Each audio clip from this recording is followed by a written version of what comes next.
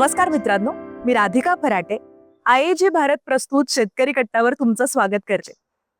मित्रांनो, भारतात दरवर्षी कोट्यवधी टन कृषी अवशेष म्हणजेच कापणीनंतर उरणारा कचरा, क्रॉप रेसिड्यू तयार होतो.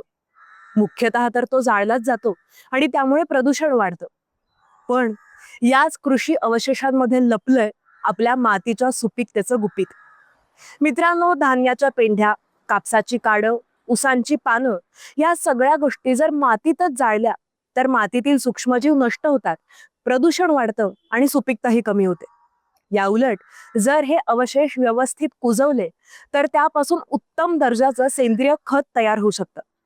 यातला काही भाग जनावरांच्या चाऱ्यासाठी आणि काही भाग बायोगॅससाठी वापरला जाऊ शकतो.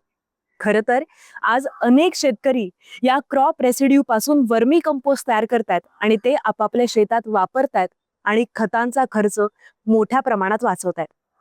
म्हणजेच कचरा नष्ट करण्याऐवजी त्याचा पुनर्वापर केला तर खतांचा खर्च कमी करता येऊ शकतो, प्रदूषण टाळता येतं आणि मातीचं आरोग्यही सुधारता येतं. म्हणूनच मित्रांनो, पुढच्या वेळी कापणीनंतर जर कृषी अवशेष उरलाच तर त्याला कचरा समजू नका, कारण तोच अवशेष तुमच्या जमिनीचं सुरक्षित भविष्य घडवायला तुम्हाला हातभार लावेल. तुम्ही हे कधी करून पाहिलंय का?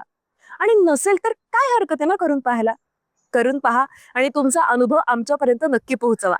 आणि असेच व्हिडिओज पाहण्यासाठी आयएजी भारतच्या इंस्टाग्राम आणि फेसबुक पेजला फॉलो करा, युट्यूब चॅनलला सबस्क्राईब करा. भेटूयात नवीन व्हिडिओमध्ये नवीन माहिती घेऊन.